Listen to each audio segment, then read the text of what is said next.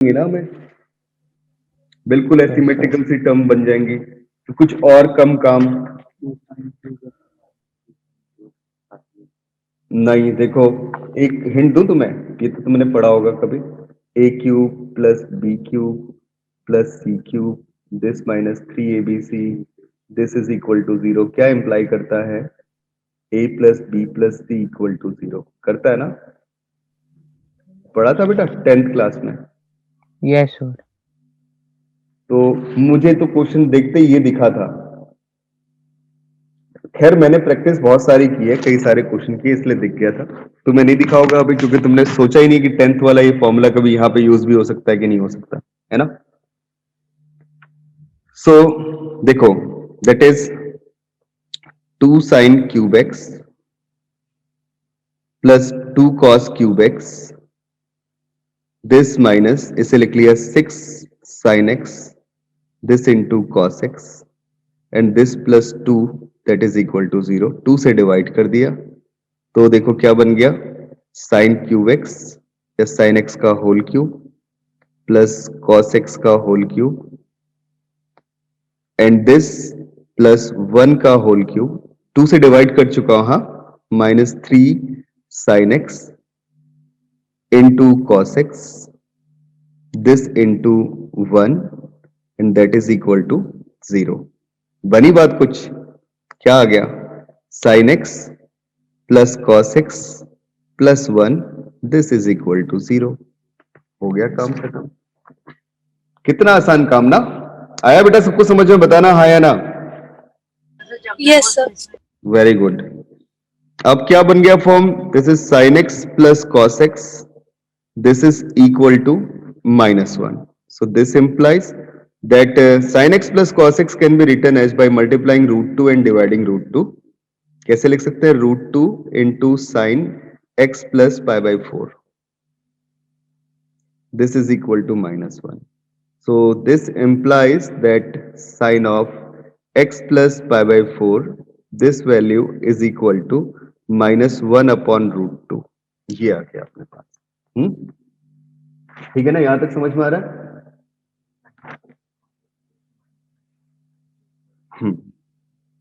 ठीक है।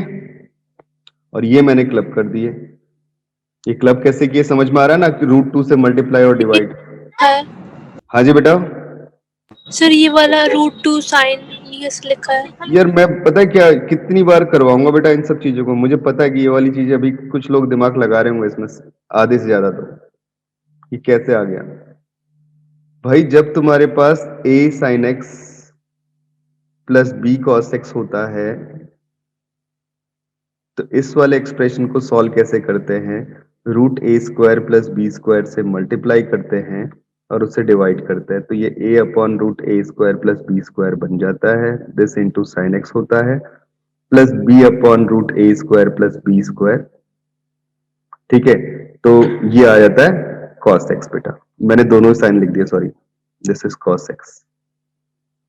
ये चीजें बेटा ध्यान में रहनी चाहिए कि ये एल्गोरिथम हमने पहले भी किया था ट्रिगो मैनिपुलेशन जब मैं करवा रहा था कुछ आपको। तो a² प्लस b², ये वाली वैल्यू तो मेरे पास आ गई cos थीटा, ये वाली वैल्यू मेरे पास आ गई sin थीटा। ठीक है, तो अल्टीमेटली कितना बन गया? sin x प्लस थीटा, इसलिए लिखा। सुहानी समझ में आई बात बेटा? बताओ। तो वो cos थीटा और sin थीटा क्यों है? अगर मैं एक को cos थीटा मानूं तो दूसरा sin थीटा अपने आप बन जाएगा। तुम भूल गई हो शायद, ये मैं क्लास में करवा चुका हूं आप लोगों को। अगर यहाँ पे थीटा एंगल है और मैं इसको cos थीटा मान रहा हूं पहले वाली टर्म को, तो ऑब्वियसली ये a होगा और ये √a² प्लस b² होगा। तो अगर ये √a² प्लस b² है तो ये b तो होगा, है ना? Yes sir. तो बेटा ये चीजें ध्यान में रहनी चाहिए कि मतलब कि हमारे पास इस टाइप का एक्सप्रेशन हो तो ऐसे मैनिपुलेशन कर सकते हैं। अब तो याद रखो हमेशा कि ऐसी चीज आएगी तो sin x plus cos x का कॉम्बिनेशन आएगा तो ऐसे लिख सकते हैं। अब थोड़ा गौर से देखो कि x की जो रेंज दी है वो दी हुई 0 से लेके 4 पाई। तो अगर मैं इसमें पाई बाय 4 ऐड करता हूं, क्यों कर रहा हूं pi by 4 add? Because sin x plus pi by 4 दिया हुआ है, तो उसकी रेंज पे मुझे वैल्यू देखनी होगी ना। तो ये आ जाएगा बेटा पाई बाय 4 से लेके 4 पाई प्लस पाई बाय 4। ठीक है, तो अब मुझे इस रेंज में π/4 से लेके 4π + π/4 में देखना है कि साइन की वैल्यू -1/√2 कब होती है। तो बेटा मैंने ना क्या किया, कुछ नहीं, ग्राफ बना दिया साइन का। तुमने पढ़ा है ग्राफ साइन का, ये 0 से 2π, फिर 2π से 3π, 3π से 4π, है ना। ऐसा कुछ ग्राफ बना दिया। यहाँ वाला पॉइंट 0, ये पाई, ये 2π, ये 3π, ये 4π, और यहां पे कहीं पे होगा π/4।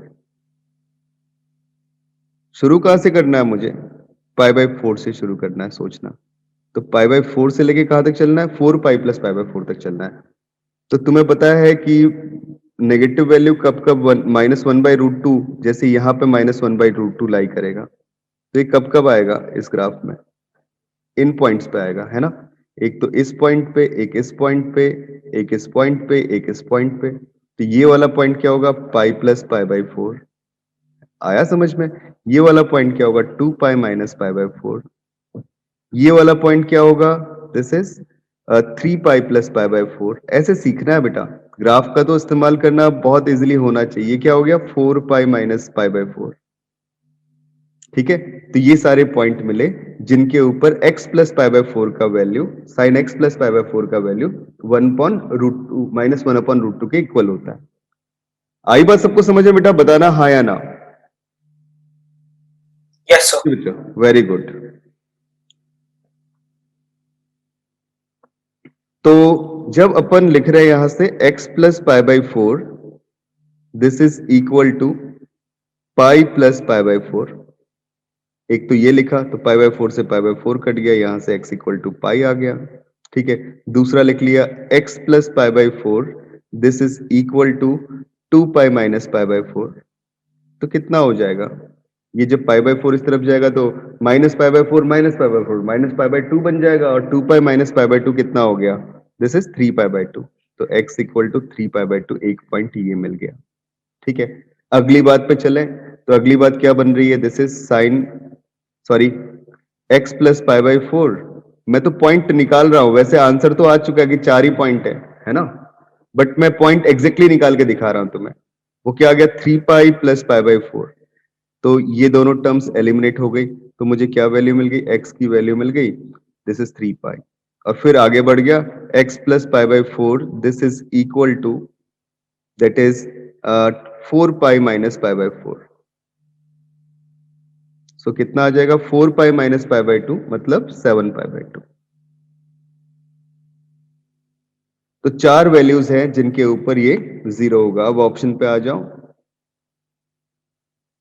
ऑप्शन आ रहा है आपका थर्ड करेक्ट, 4 पॉइंट्स।